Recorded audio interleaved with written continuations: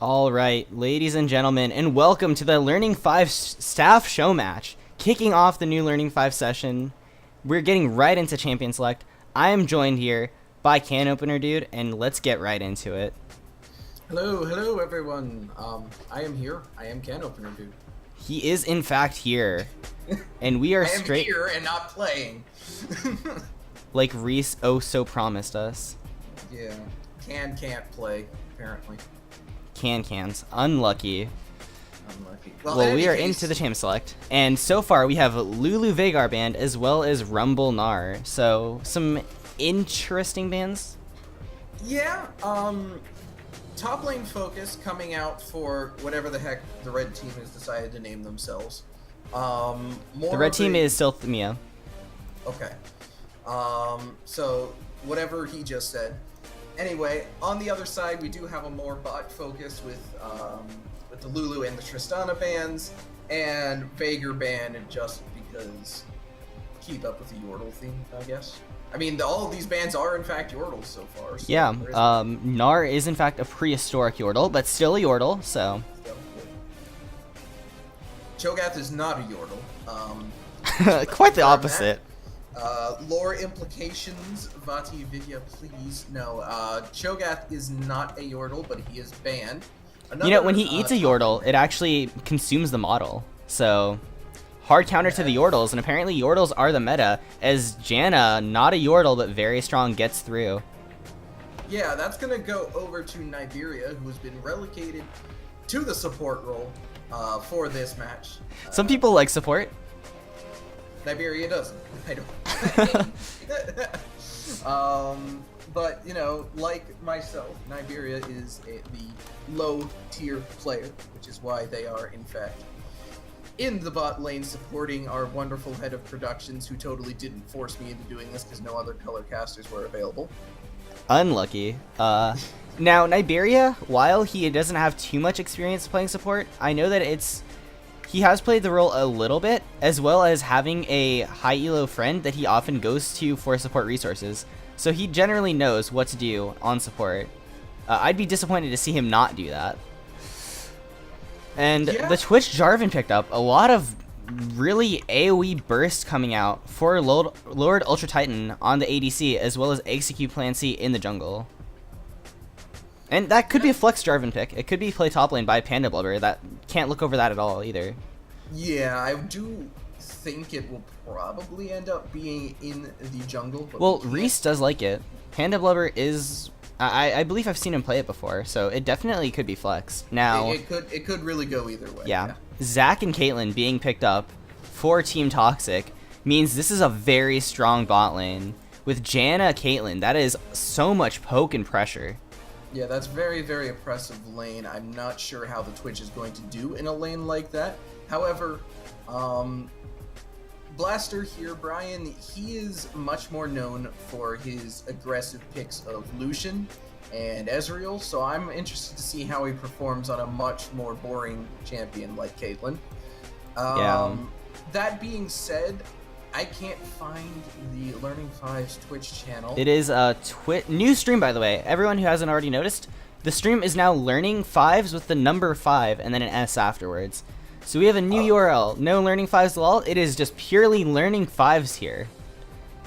Oh. Okay. Yeah, so we got some changes. Explains. Now, changing up the bands a little bit. There are going to be 2 mid lane bands so far. It looks like they're just going to focus fire in the mid lane for both teams. So this champ pool is going to be narrowed down a little bit. Now, BC Jump, he created this program, so he's kind of a little bit of a dinosaur for us. He plays a lot of Azir, so I wouldn't be surprised to see an Azir ban, and Orianna gets banned out, so Jump might be able to get his Azir here. It's memed about, but Yeah. it's memed about for a reason. We should say that. Yeah, definitely something that could legitimately happen. I would not put it past there. Oh, wait, he bans out his own Azir. I guess they don't want to see him play it. They're like, Jump's like, give me Azir, and they're like, no, ban it. Don't let him have Azir. This is them punishing Jump for actually showing up so that I couldn't play. Unlucky. In any case, I still can't find the stream. That's Timo okay. Hubbard? Okay. I'll PM you it. I don't need to look at chat anyway. So that is a Camille locked in, and that means that in the top lane, Reese getting one of his signature champions in that Camille. Now, personally, I have played against it, and I think Reese is a chicken boy, playing a chicken champion so he can run away. But, Yeah. you know, it's going to make it so he has an easy time just picking off targets, locking down that Caitlyn. Now, Janna does actually do pretty well against Camille, because depending on where Camille is in her Hextech ultimatum, Janna can just monsoon her away to get her ally out of that ultimate. So, it's a bit of a weird interaction, but definitely good team comp so far by Team Toxic, who picks up the Ornn, who did recently get buffed. So, solid composition so far to a very weird comp by Silth Mia. Yeah, it's I'm interested to see exactly how this works out for them. An Ornn Camille matchup in the top lane in particular is going to be very, very interesting because Camille kind of fallen from grace recently, not as nearly as strong as she used to be. Ornn climbing the ranks up, like you said, he just recently got buffed, and even before that, he was renowned as the best duelist among the tanks. So it's going to be interesting to see how these two champions match up with Reese and Gentlecat facing each other down. Meanwhile, the rest of the map, well, I could probably predict the rest of it. The junglers are going to do jungly things. The bot lane, Blaster Boy is going to eventually flash in and get a kill, and it'll be awesome. Companion to be will hit all of their skill shots, and Jump will feed. So that's pretty much the game. Thanks for watching. That's all we need to say. And now, last second, the summoners were changed, so Jump actually did take Cleanse, which I feel is very good on the Orianna, or else you are going to get locked down by that Rise. Blaster Boy and took Barrier, as Niberia took Heal, which is very standard in this meta. Now, I can't completely see the summoners on the red side, but it does look like Heal from Twitch, and either Exhaust or Ignite from Morgana. So, there is one side that took the new, kind of the new standard, which is Heal Barrier, while Lord Ultra Titan and Companion are going to go a little more old school with, the old summoners. Yeah, this is, again, really interesting matchup. Not a whole lot more we can really say until we actually get into the game. I want to say that Janna and Caitlyn have so much safety with those double defensive summoners and having a Janna. One thing, however, is that another thing to mention is the bot lane on the blue side completely outranges. Janna has 550 auto range now compared to Morgana's 450, and Caitlyn outranges Twitch too. So early game, this should be a pretty one-sided lane. I am nodding, and I just realized I can't do that. So, again, gonna have to agree with you. I appreciate you doing my job for me, so that I don't have to analyze anything. So you just see, he could have solo casted just fine. Come on, hashtag can play. Anyway, well, we got about a minute of spectator delay left, so I guess we'll let that count down with some music. Yep. And we'll come back once the game's back in. I'll let him wrap it up then. Well, one thing I do want to mention is that Sidecard did take Cleanse. I can see it. So Yes. that's really respectful to Jump, because there's no other CC he can really cleanse besides, a Caitlyn trap. So it's only for that Ahri charm, pretty much. Yeah, that is a lot of respect over on to Jump. It's not something I would have respected, but I appreciate Sidecard wanting to keep his job and therefore paying homage at the Shrine of Jump. Yeah. Well, we'll have to see, but we are going to get into a quick wait screen while we load onto the Rift for Team Toxic versus Silth Mia. Don't go anywhere.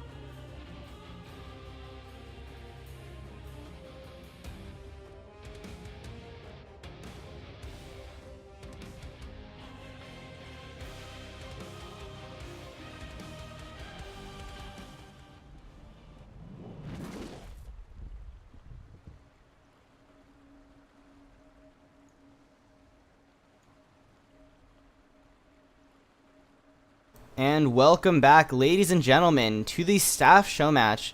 Opening up this session of Learning Fives, we are having a spectator bug, but we are now onto the Rift with Team Toxic versus Silth Mia.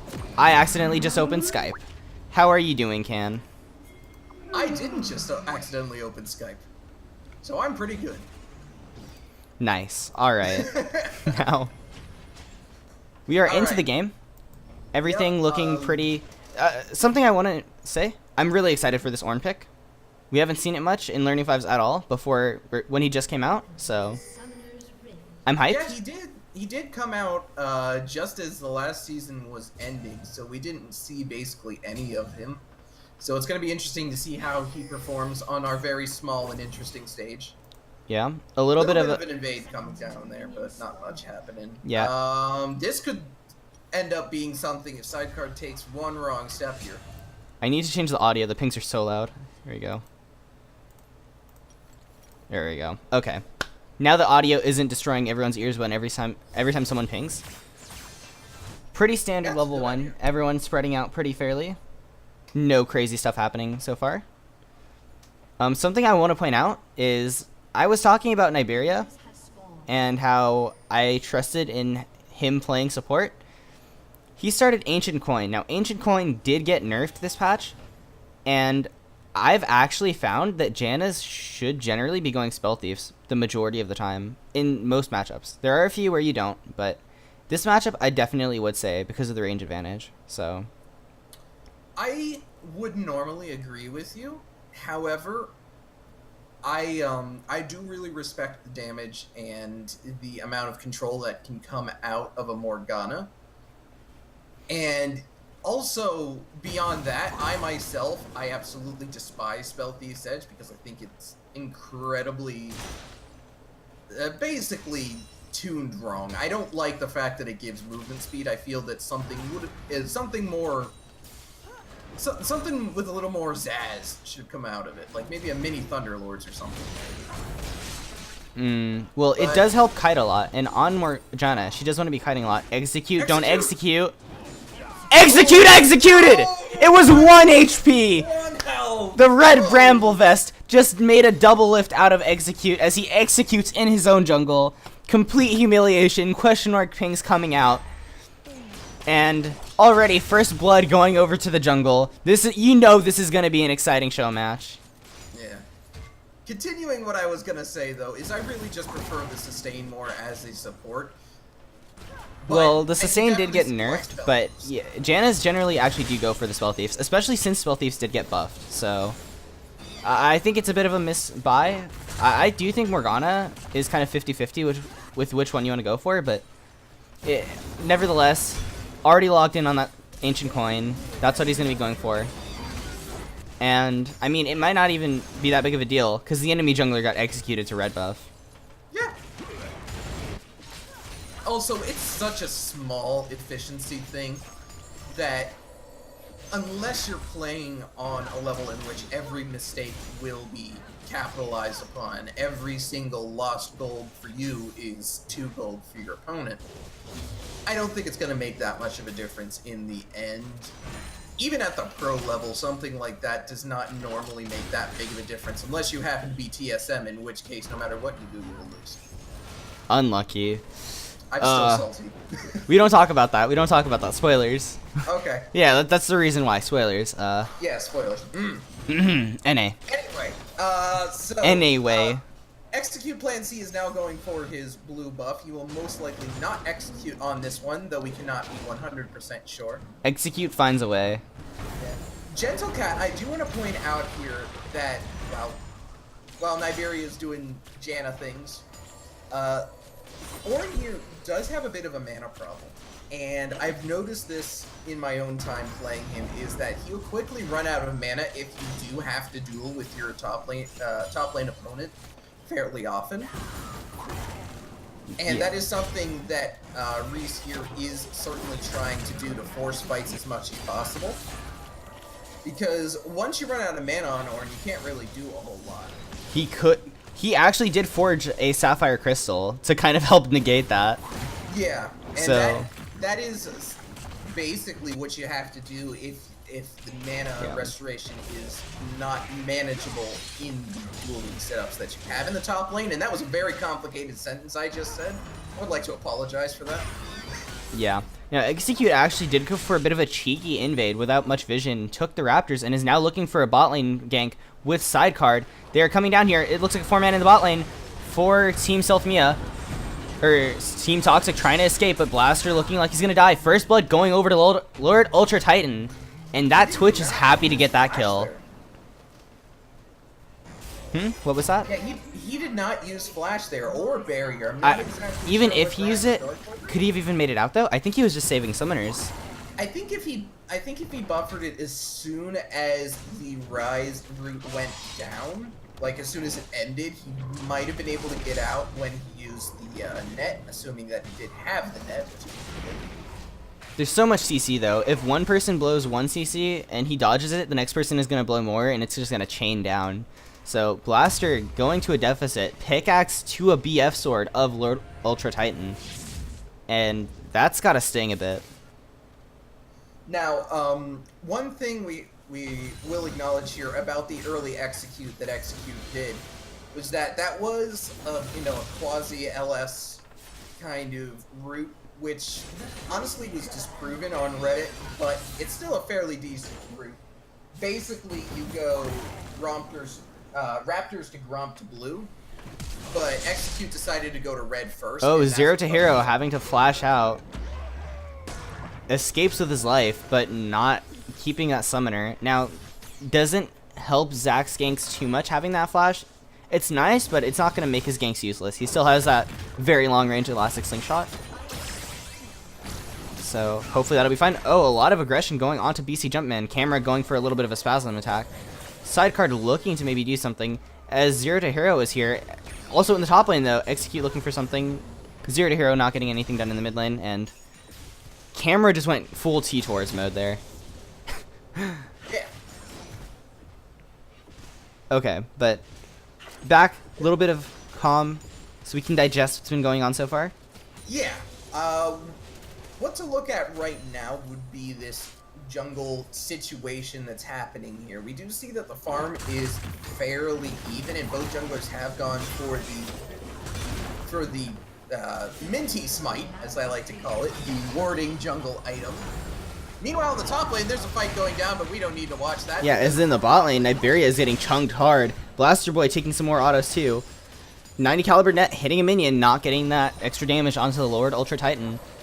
And now in the top lane, there's a bit of a dance off as Execute is taking a lot of minion damage. Q does not connect. Zero to Hero not going to be able to CC them up. And Panda Blubber going in for the kill on Gentle Cat. Zero to Hero saying bye-bye Cat, you're on your own. And he's on his own now as his blobs are everywhere. And now they are nowhere. BC Jumpman looking for a bit of a trade back though, having to force the ultimate out. Oh my god, flashes forward, really looking for Execute, and secures the kill. Jump is going crazy. Maybe can get out, maybe looking for a second kill onto Panda Blubber. Charm not connecting. The Sun does connect onto Jump. TP coming in the back, General Cat gonna be here soon. As Blaster Boy flashes forward, using the ultimate, gets blocked up by Companion to Be. And that exchange is ended, as General Cat cancels his teleport up in the top side. That was fun times. I want to mention, Companion took Stoneborn Pact, so that's obviously signaling wanting to go Ardent. But then went Sightstone first item. I don't know. I think that probably should have went straight for that Ardent. Either upgrade support item and then go Ardent, or just go straight for the Ardent.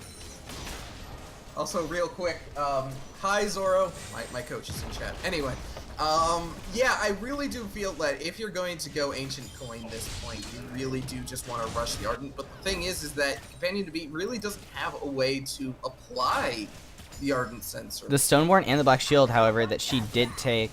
Oh, she did take Stoneborn. Yes. Obviously, since no one cares about the Spectator Planet, right? We do not see the fact that that Keystone was taken. Yeah, So I saw it applied onto Janna, so that's how I knew.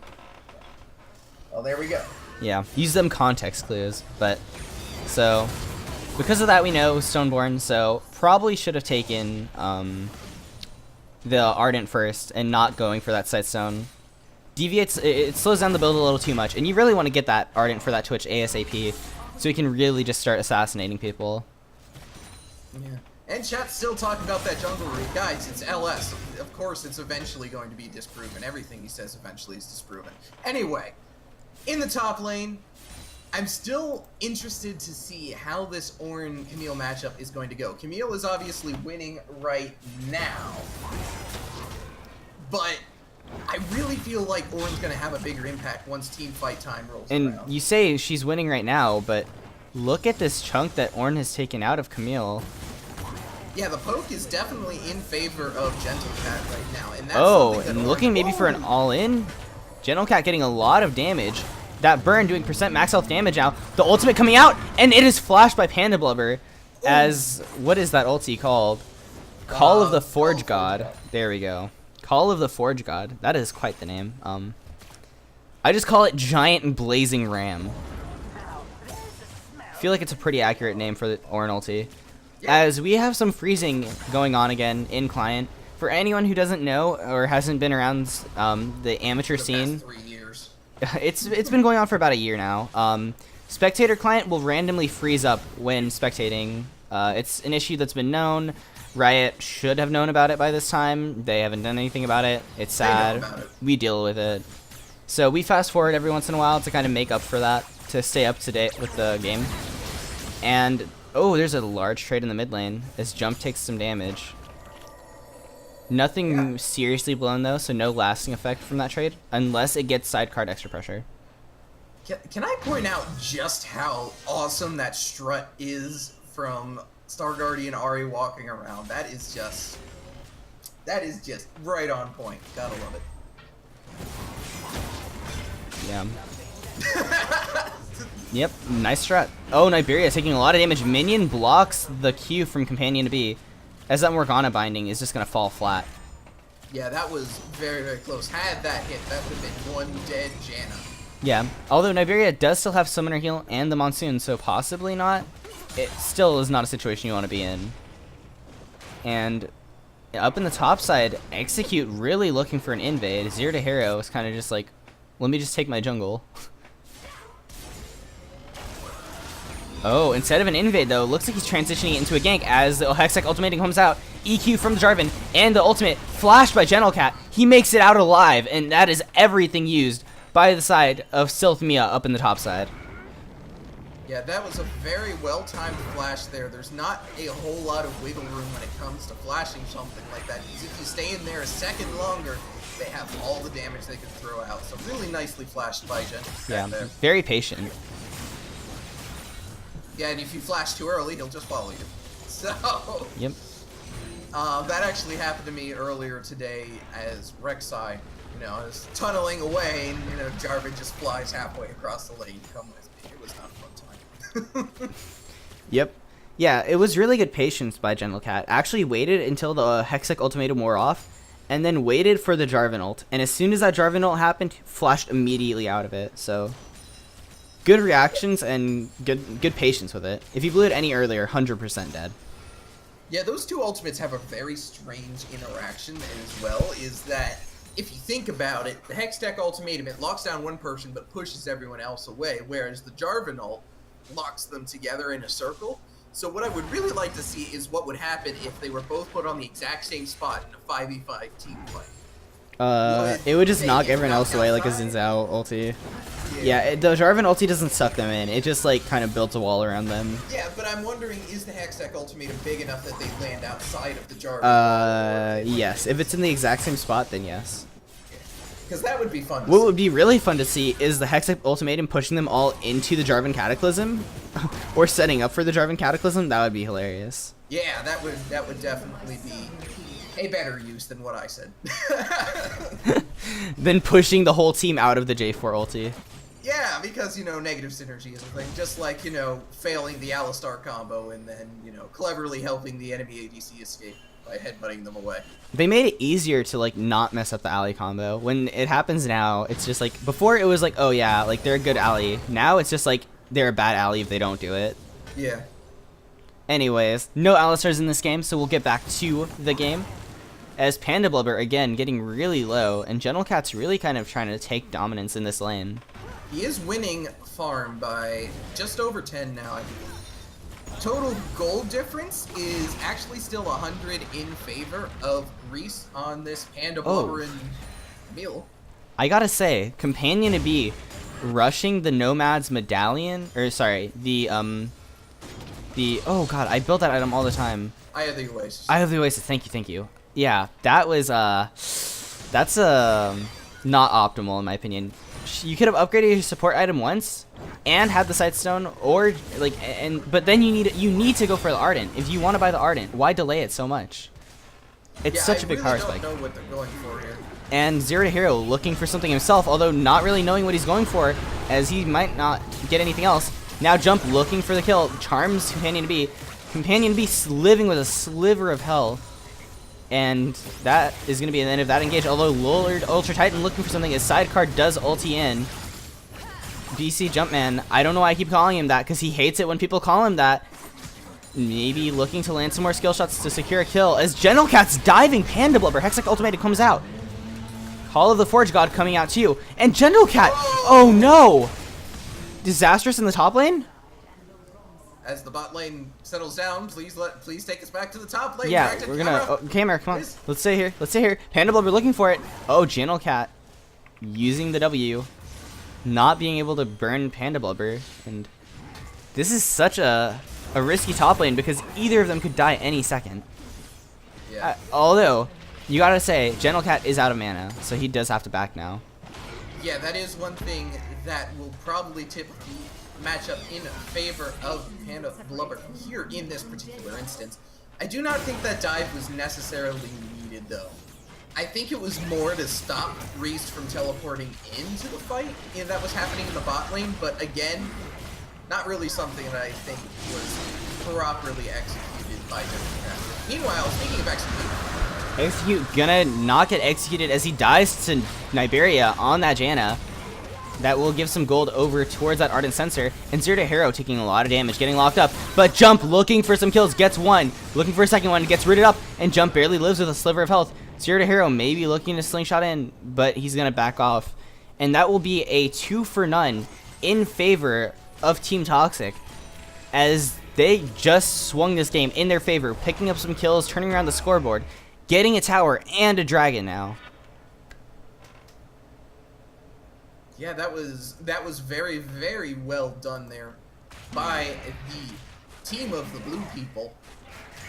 The Blue People, also known as Team Toxic. Yeah, I'm not gonna remember his name. Blue People it is. Blue People! Anyway, that was very well done, rotating to the dragon after a successful team fight, and picking up the tower too.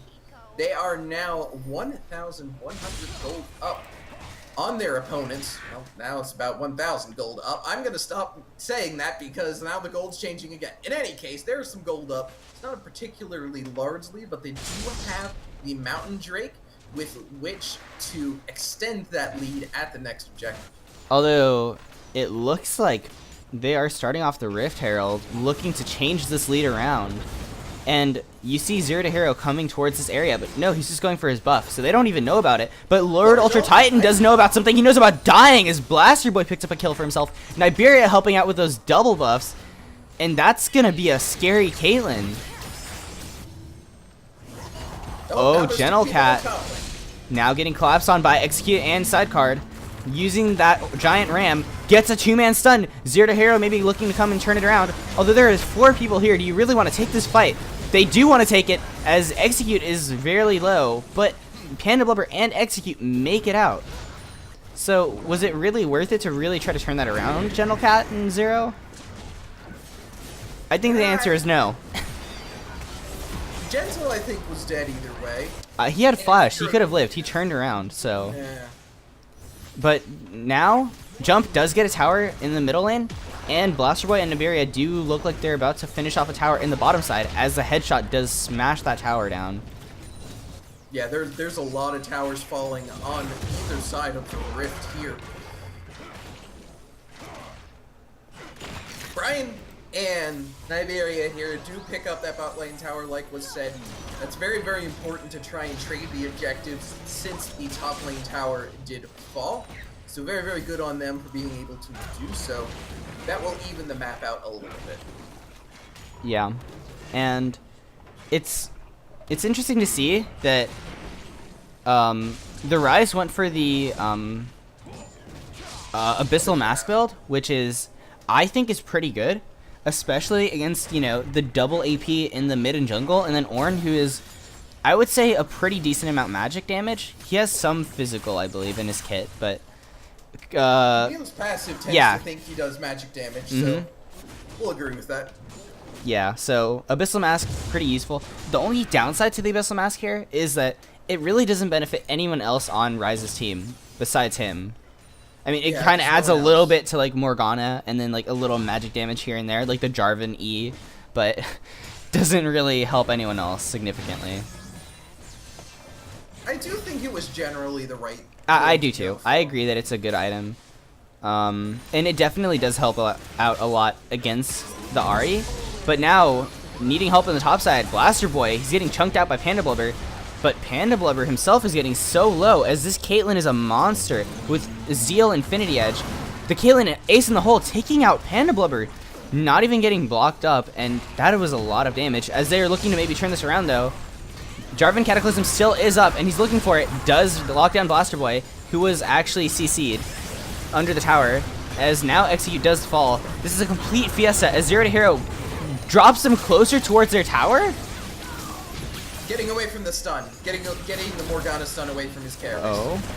That is... Oh, if that was true, then that was really smart. But Companion really low on the backside, trying to escape. Sidecar taken down. And that is a double kill for Jump. This Ahri is looking so much better. His team is like, yes, we banned his Azir. He's playing Ahri. It's going good, boys. Yeah, since the last time I saw Jump's Ahri, it actually is not totally worthless now. I appreciate that. Good job, Jump. Yeah, and he takes down a tower for his team. And now they're looking to maybe pressure set up some vision on the Baron. I doubt they're gonna actually do it. But setting up some vision, probably recalling, spending their cash galore, cash money. Yeah, there is a lot of big cash on the teams. For the members approaching 2,000 gold, they're gonna go ahead and spend that money, as you said. Meanwhile, Gentlecat's item build is currently a Righteous Glory, a Bramble Vest, a Chain Vest, and a Negatron Cloak. So he's just wearing like 6 shirts on top of each other. He's just really doubling down. Well, the Negatron Cloak goes on the back. He's wearing like a chainmail underneath, like a giant like turtle's shell. And then on the back, he's got like this cape. Yeah, and then he's pretty decked out. With wings on it. That seems like it would be really heavy, but Ornn is a big boy, so. He's already kind of got the horns going on. Yeah. All right. Something I want to talk about again, Niberia's build. I really like. I'm a Janna enthusiast, I would say. So that will be on hold as Call of the Forge God is coming out. 1-person stun, 2-person stun. Companion to be in the middle with side card. Again, Zac ulti taking them away. Doesn't really matter this time though, as he wants to be closer towards that Twitch. Really looking for Ultra Titan, who does eat an ace in the hole, but he does live through that. Panda Blubber does get flashed on by Blaster Boy, although it doesn't look like they will really get him. Although the Elastic Slingshot does come out, forcing Panda Blubber to flash. And that is a 2-for-0 in favor, yet again, of Team Toxic.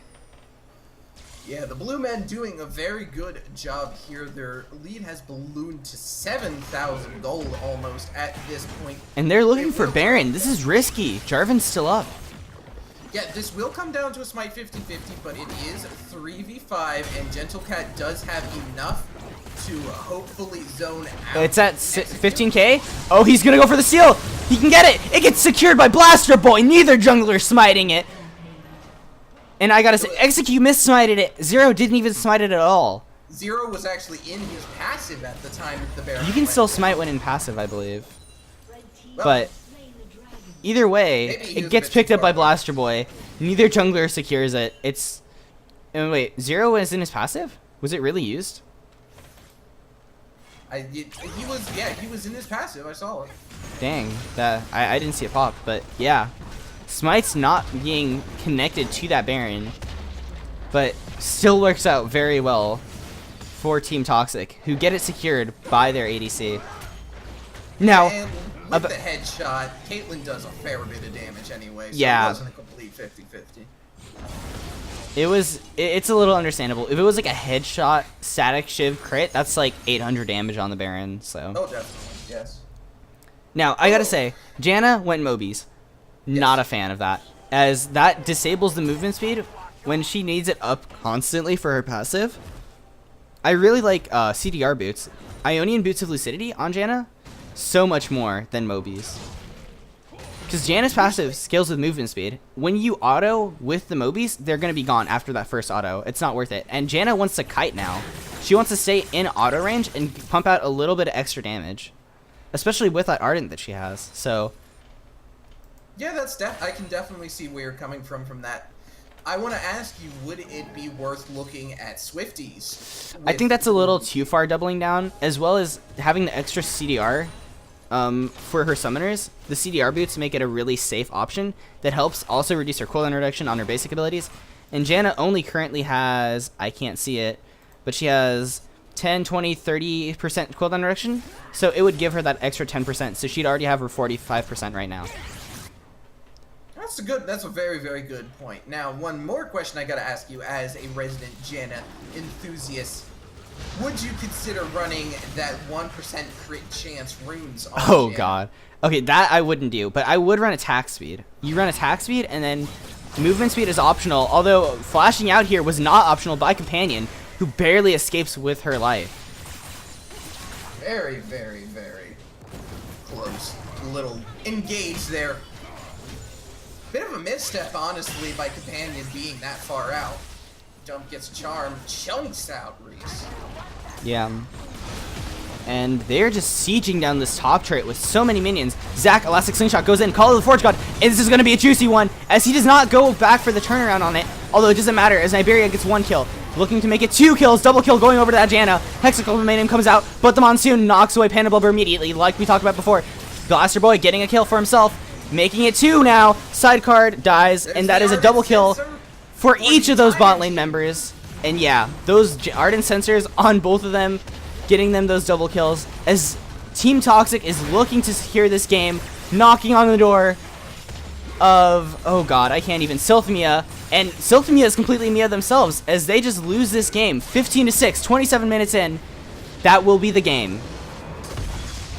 Very, very well done, especially by Jump in this game. All memes aside, he played his champion very, very well.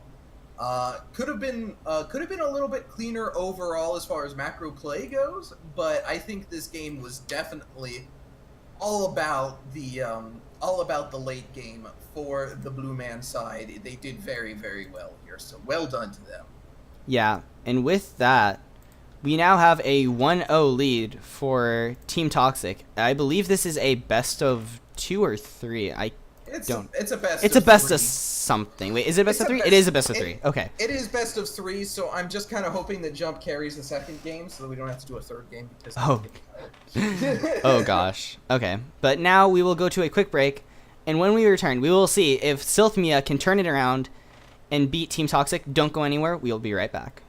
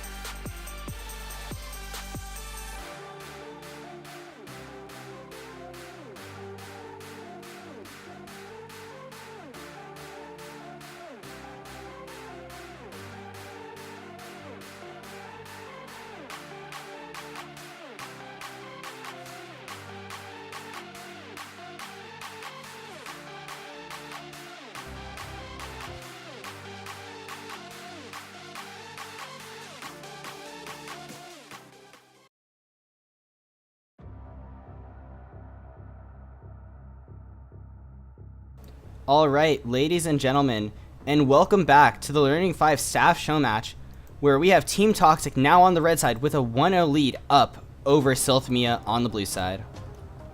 I'm still Law Meowing Cat, and I'm joined by Can Opener Dude. How are you doing? I'm still Can Opener Dude. Alright.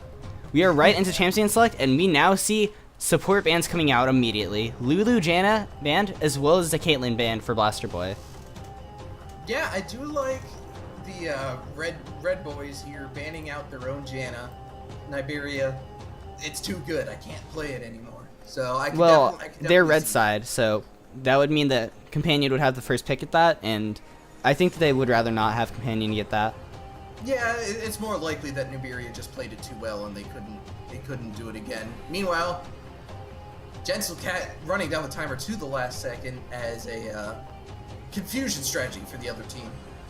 Yeah, another Veigar ban. So Sidecard apparently is a competent Veigar, as it has been banned twice already by now.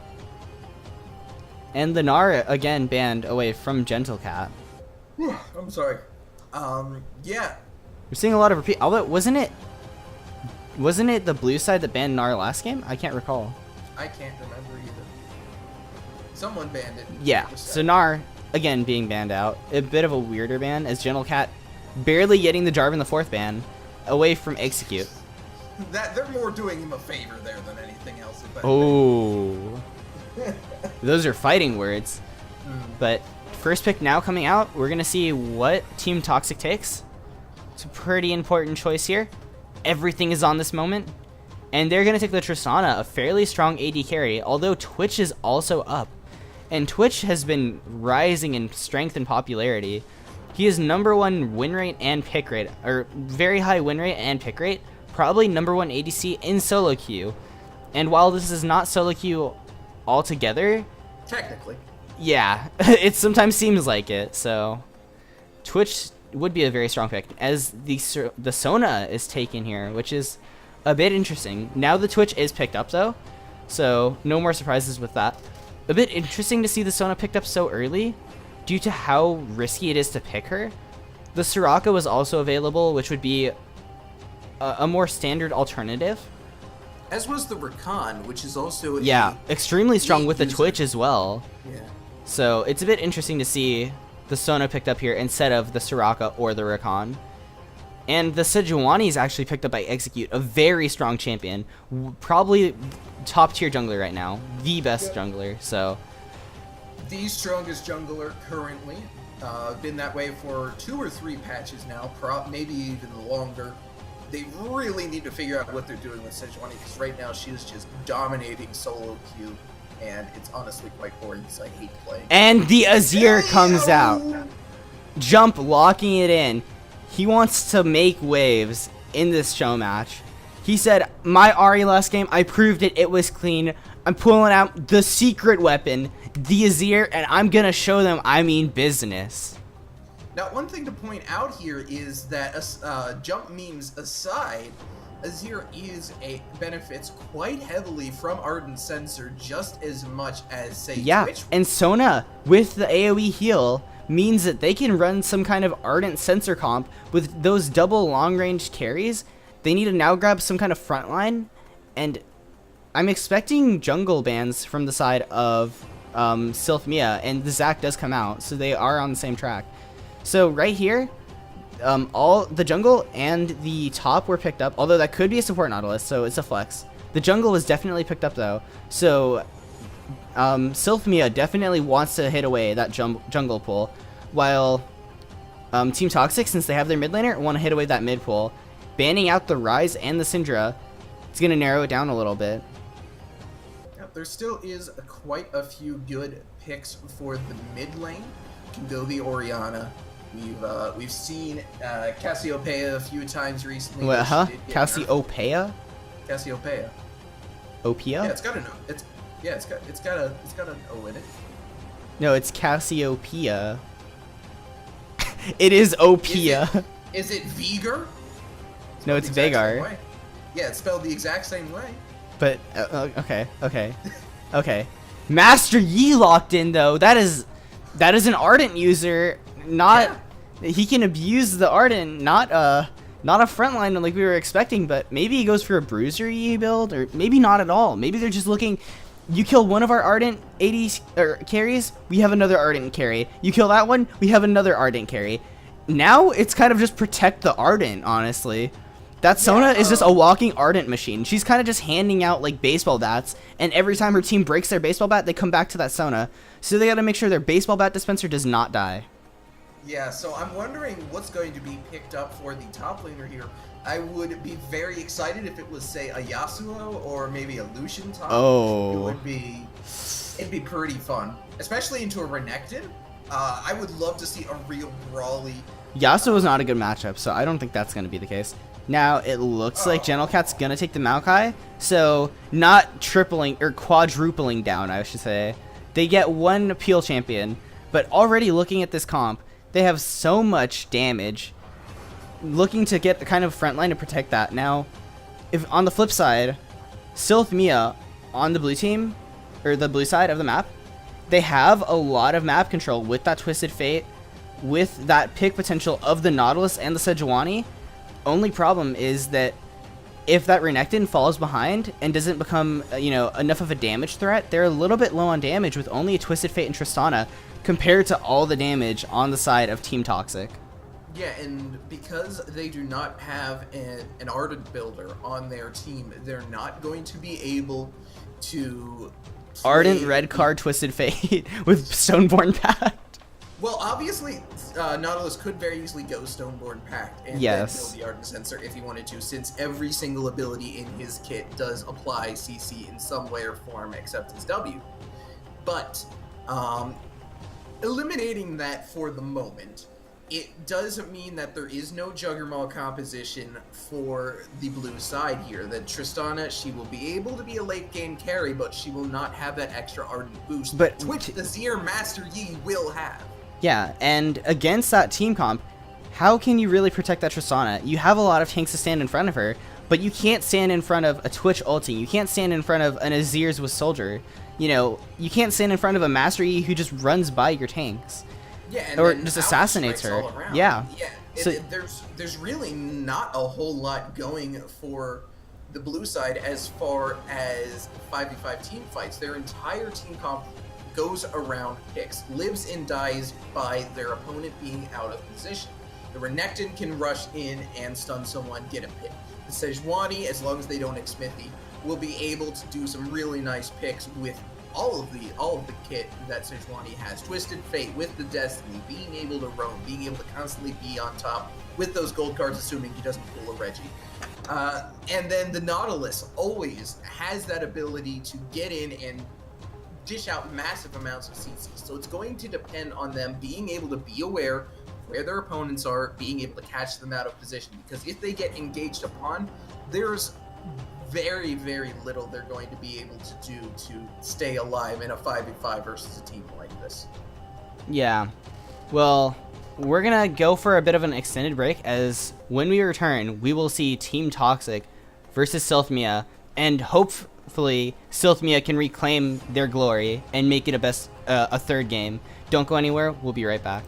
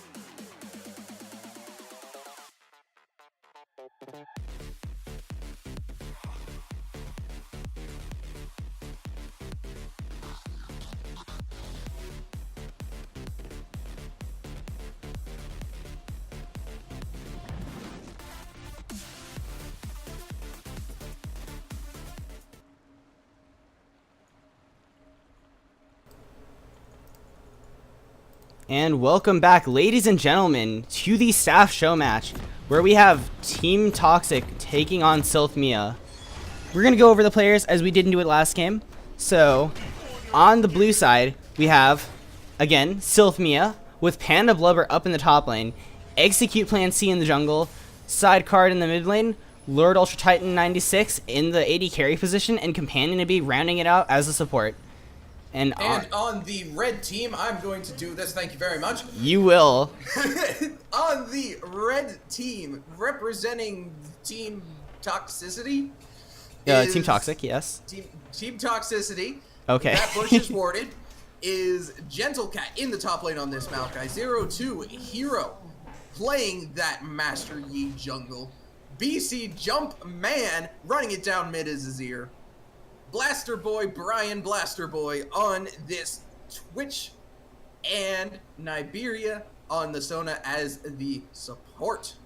Yeah, and this is an exciting match. I want to say again, Blaster Boy and Niberia going for this defensive summoner's bot lane, while Companion taking the exhaust. A bit interesting to see. We definitely saw a lot of dominance from the side of Team Toxic with that Caitlyn Janna. Now, a little bit less of a lane bully, and Companion to be actually on a champion who can potentially make some plays in that bot lane. We'll see if that can turn the tides for them. Now, one thing I want to ask, I again did not take a look and see, did Companion to be take the Stoneborn Pact? Yeah, so we can check it now. Through non-client resources, Companion actually went for Courage of the Colossus. I don't really like that. I think Stoneborn is actually better for supports. Even if you don't build Arden. Yeah, and Companion is actually going to be really late to lane for some reason. I don't really know why, but definitely already missed XP, which is a big problem. Maybe over leashed? I don't know, but actually leashing at all when it's starting the race. A bit risky, but if Blaster Boy is going to get engaged on level 1, level 2 doesn't even matter at all. Blaster taking a lot of damage, maybe gonna have to pop a pot, and yes, he will. That's a definite advantage for the side of Silth Mia. Yeah, a good early engage there by Lord Ultra Titan, showing why he does have mastery on this champion. Panda Blubber doing some good damage. Oh, Gentle Cat getting really low, as well as Panda Blubber though. Panda Blubber looking like he's gonna die, has to flash out. That is a flash advantage for that Maokai up in the top side.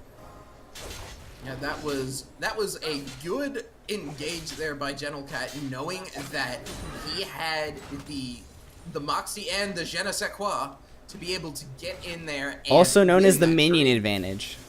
Yeah, that too.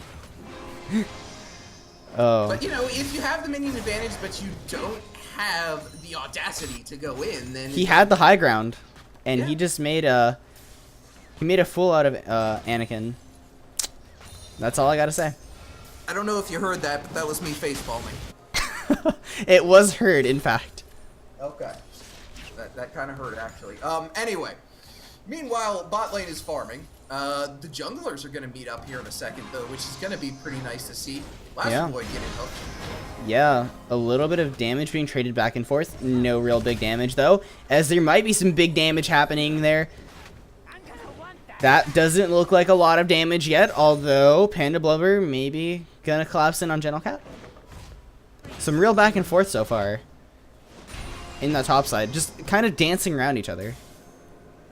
Yep, nothing really too big happening other than that really nice trade that happened with the audacious Gentle Cat in the top lane that had the high ground. But yeah. Other than that, the tree and the croc seem to be farming it out a fair bit. Zero to Hero is going to go ahead and back in that tri-bush there. Let's see where this first play is going to develop. If we take a look at the map, we do see that blue team is pushing in for the most part here. It looks like, assuming that bot lane does not freeze, all of these minion waves will push in for the blue team. Yeah. And it does look like bot lane is going to try and freeze here, so that will actually push back. Oh, onto Blaster. Companion goes in, taking a lot of damage herself, but getting the trade back thanks to Lord Ultra Titan and his perfection in the auto spacing. flubbed my words a little bit there. But yeah, we got the meaning across. Yeah. Everyone Top knows lane- what's going on. Top lane, Renekton pushing in again, Panda Blubber, Reese, doing everything he can to try and bully out Gentle Cat. I guess he can kind of assume that Zero to Hero is on the bot side of the map in this instance, because otherwise this would be a very dangerous position to put himself in. But we do see here the Zero to Hero is on the bot side of the map, so there's not as much going on. Gentle Cat and Panda Blubber again fighting it out. Gentle Cat using that bush to good advantage to empower his saplings in that fight. They're still going at it up there. Yeah, a lot of brawling is going to be happening in this lane, as there is a high sustained top laner in the Renekton against a bruiser, high sustained top laner in the Maokai against a bruiser in the Renekton. So there's going to be a lot of back and forth trading, a lot of sustaining up, and a lot of doing it over and over, rinsing and repeating. And that's what I like to see in my top laners. Everyone says top lane is an island, and that's fine, just as long as it's, you know, the island from the culling. Or Yeah, and people say that it's an island, but top lane and bot lane are two very heavily prioritized lanes in ganking. The bot lane because of this bot-centric late game meta. The top lane in the sense that you can really swing a lot of these lanes by just giving a 1 or 2 ganks early on for top lanes. We do see that, we saw a great example in that last night as Haunter, when he got ganked a little bit on that chase. We're not going to talk about it much more, but we saw what happened when you ganked that top lane a little bit. We saw what happened. We can cry some more later. I do have to be proud of Misfits because Alfari was someone that I did talk to quite a lot back before he went into the Challenger scene, and even before he went into the UK Open. And really, really great guy, so I'm very, very proud of him being able to... And I'm proud of Niberia walking up, taking a lot of damage himself. My buddy doing me proud. He's not a passive Janna. He's looking to play aggressive, although not really aggressive with the coin again. So. Yeah. I do want to say that Sona in particular does need to go Spell Thieves. If not Janna, definitely Sona. Janna actually, I would say, needs it more than Janna now through the changes, but they both are very big needers of it. Although in the top lane, Sidecard going in and Gentle Cat trying to do his best to escape, and darn it, he did it. Using the ultimate, now actually baiting for Zero to Hero, blue card coming out.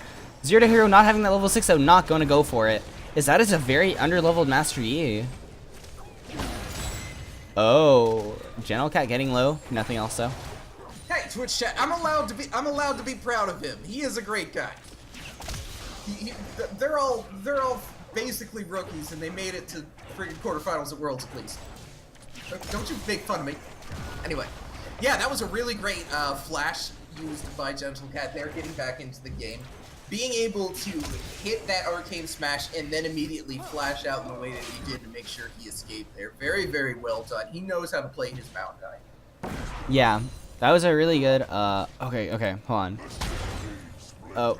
What is the ulti called? It's something like with an M, right? Oh, it's Nature's Grasp, wait. Nature's Grasp. What am I thinking of? I'm not good with names. That's not my forte. Not an all-natural play-by-play caster, so excuse me. I was, but he decided he wanted to get those punching plays in there. Aren't you a color? So, yeah. Yeah, okay. But I started as play-by-play. Okay, yeah. It was fun. Anyway, Pug Champs. That was some good plays by whatever happened there. I don't know what happened, but it was pretty good. Good job, person who did something.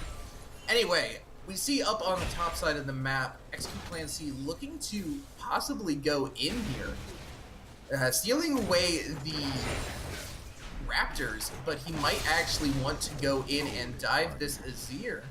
Oh, yeah, jumps in a bit of a potentially sticky spot, although Zero to Hero has been spotted out. He was looking for a counter gank. Yeah, I think they read that fairly well, considering Sidecard was pulling the yellow card out of his sidecard. Oh, Niberia again getting hooked up by Companion.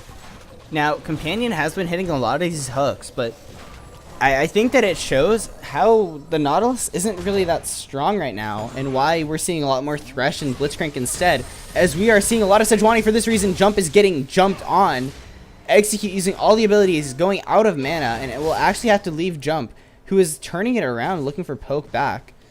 Sidecard really low, had to actually burn his flash himself.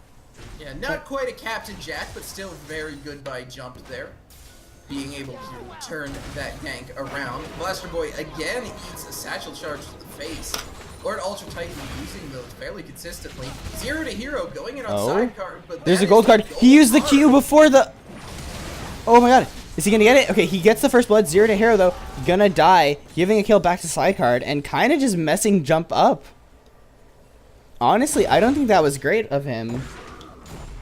It is a 1-for-1 trade. However, there was an assist over to Execute. And Jump doesn't get anything, as well as Sidecard getting a kill. And Sidecard didn't have his flash. 0 had to actually burn his flash.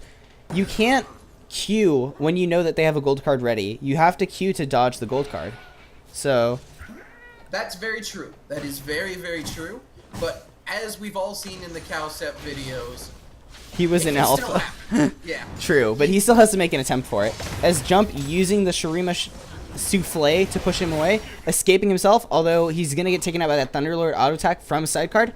And that will be another kill going over to that Twisted Fate, who has now already had a Rod of Ages completed.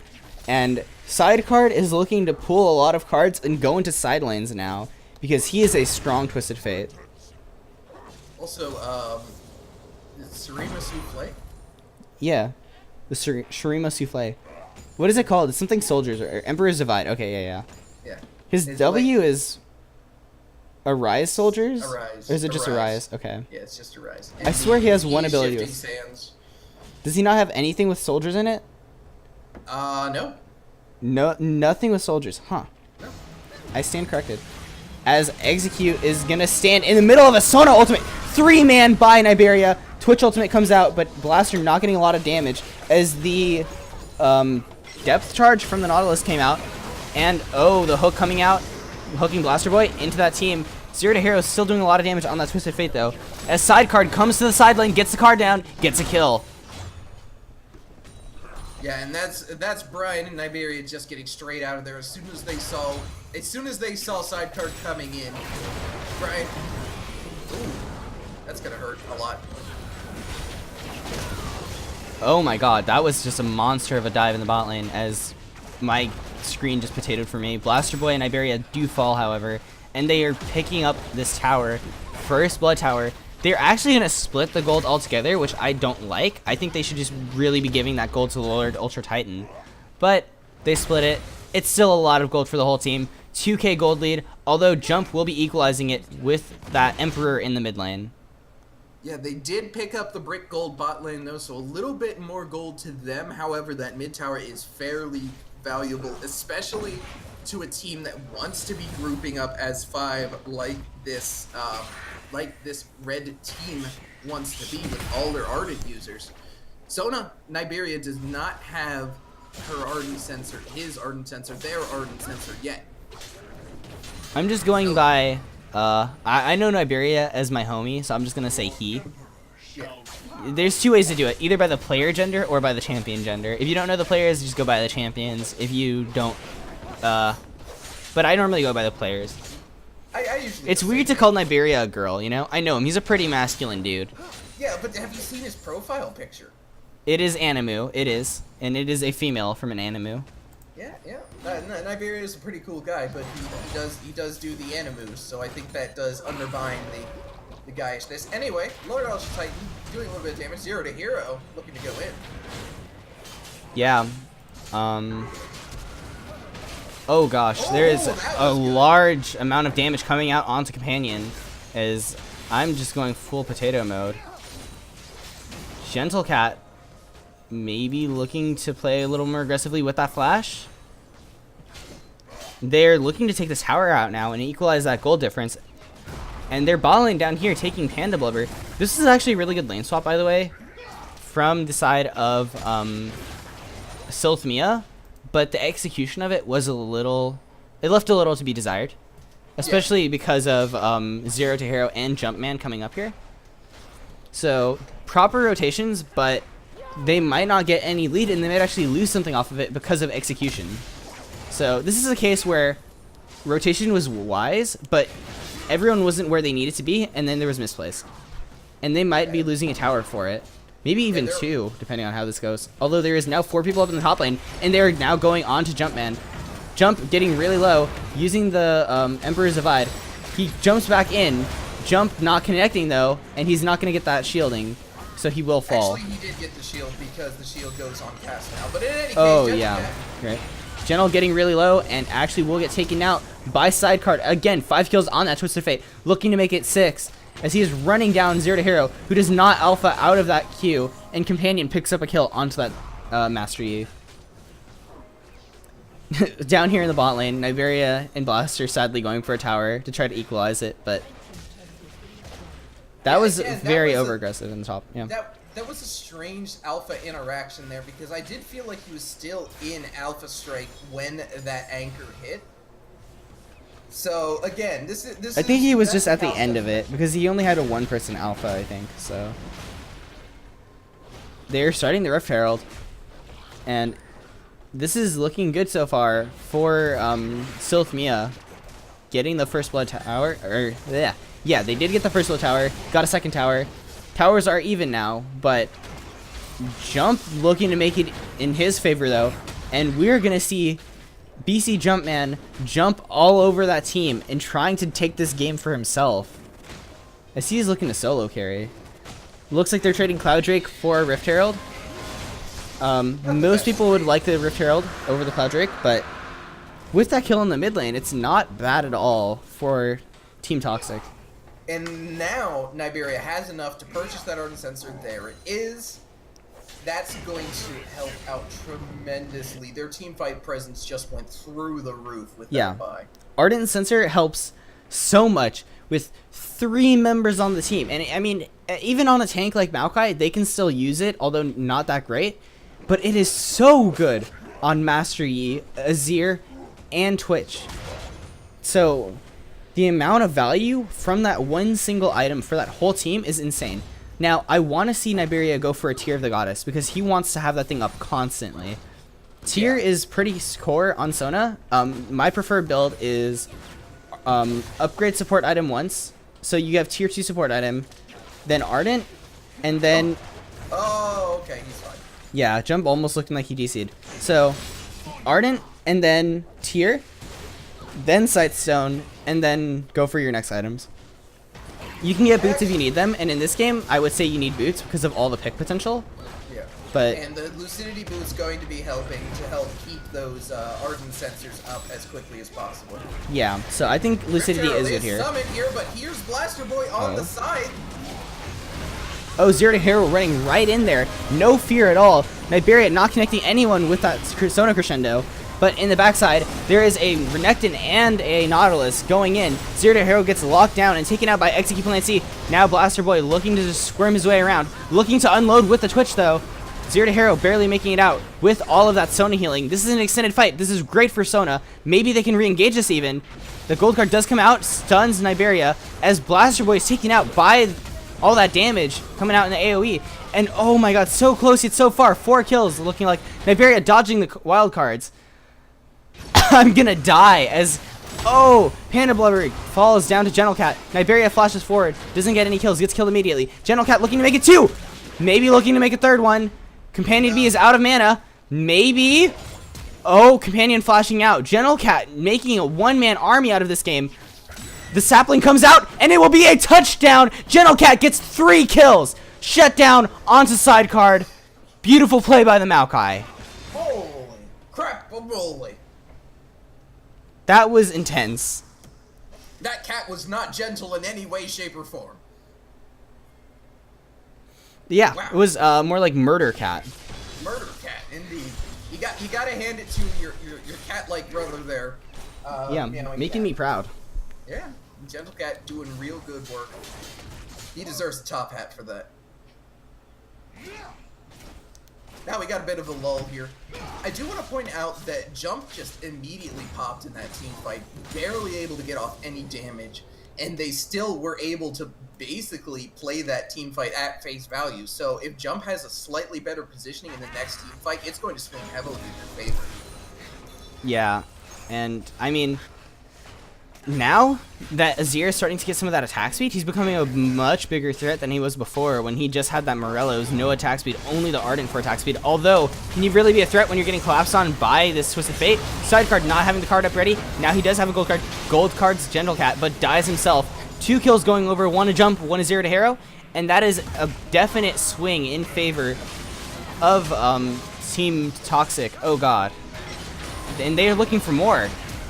Gentle Cat flashing forward, going for a W on execute. Crescendo not connecting onto any targets yet again. Although no, it was actually kill secured by Niberia with the Crescendo. So that is some money going into the pockets of that Sona.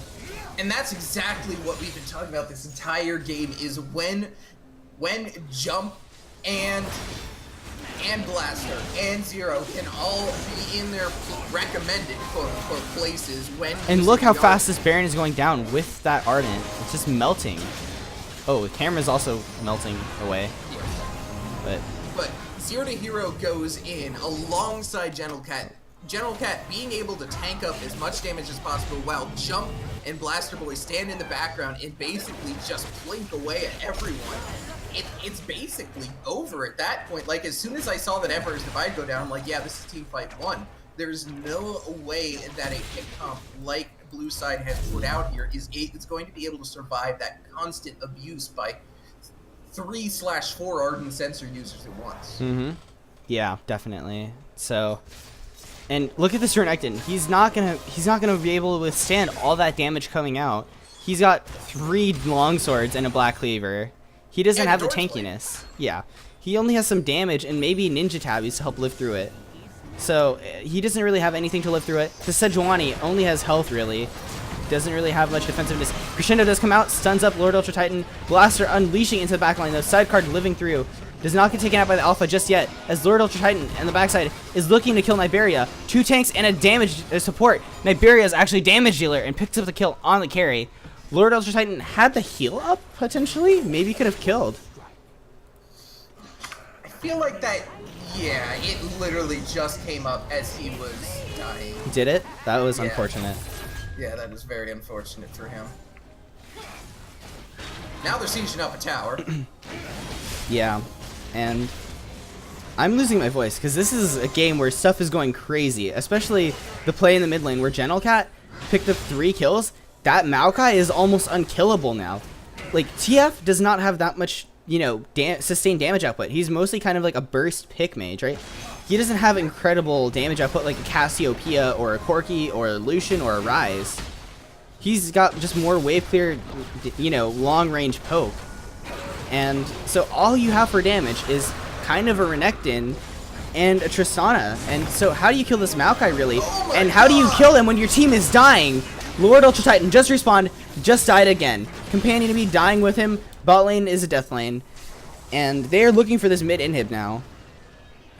Not really anything they can do right now, but Nature's Grasp coming out, going on to XCU Plan C, getting 1 kill. Now looking to sidecard, not having the card ready. Zero to Hero picks up a kill, and he's just gonna run away from Panda Blubber. Man, just an amazing turnaround here. Like I said earlier, I mean, I'm gonna call it here. I did predict this. As soon as you get into that mid game, as soon as they get a lane and start grouping, this kind of Ardent Sensor comp will just completely take over. This is a beautiful Sona comp. And with that, they're knocking down on the base yet again, trying to make it a 2-0 as Jump is in the front, relentlessly attacking Companion. And that is Companion gonna fall. Lord Ultra Titan about to fall. He does die to Jump, and this Nexus is dropping, and it dies as 2-0 in favor of Team Toxic taking down Silth Mia.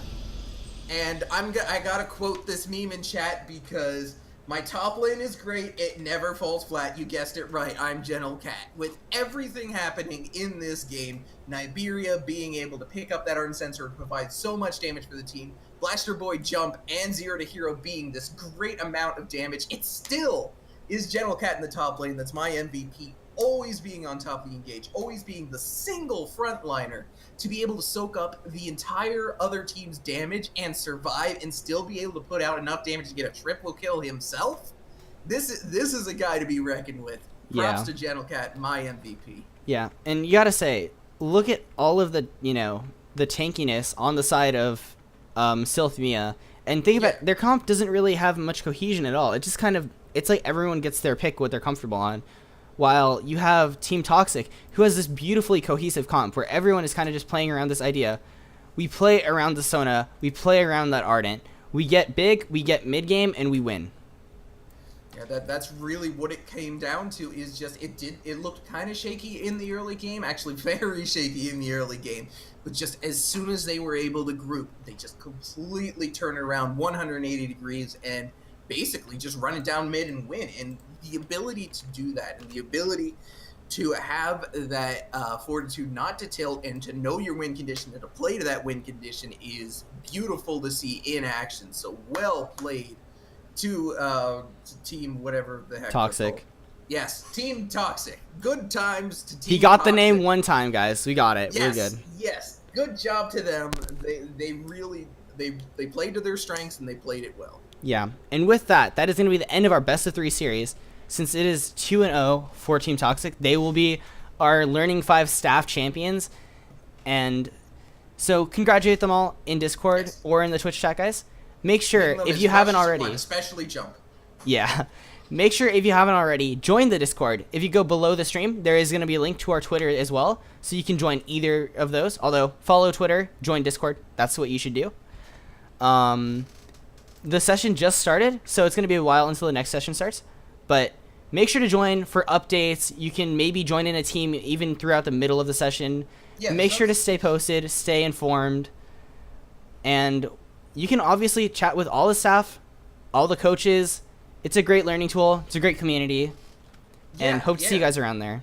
Yeah, for myself, the caster team here, we're always looking to find new people to bring in as casters. We try and do our tryouts at the beginning of every season. But if you're interested in casting, feel free to hit myself up.